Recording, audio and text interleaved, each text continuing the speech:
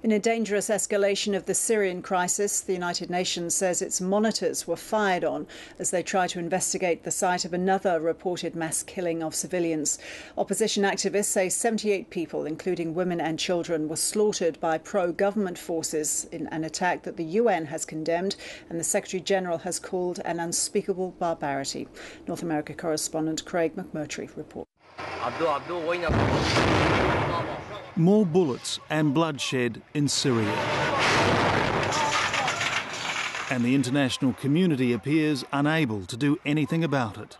At the UN, a rare moment of unity, a moment's silence for the dead. Charred remains in the tiny village of Al-Kabir and disturbing images of dead children posted on the web by opposition activists who say dozens were slaughtered here. Ban Ki-moon called the attack shocking and sickening. The trail of blood leads back to those responsible. Unarmed UN monitors were not only denied access by Syrian government forces, they were fired on. The UN monitors were shot at with small arms. Condemning the latest bloodshed, Kofi Annan acknowledged that his peace plan isn't working. I must be frank and confirm that the plan is not being implemented. Others lined up to condemn the Assad regime. People are dying as we speak.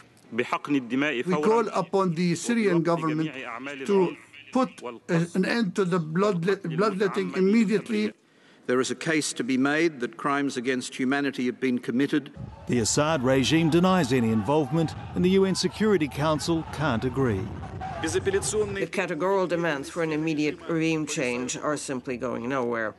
It is wrong to rely on support of those opposition groups. On a visit to Turkey, the US Secretary of State called the latest violence unconscionable. Assad has doubled down on his brutality and duplicity. The White House is calling it an affront to human dignity, but for all the condemnation, the international community remains divided over military intervention and whether the regime is controlling the militia groups blamed for the massacres, or whether Syria is succumbing to sectarian violence and civil war. Craig McMurtry, ABC News, Washington.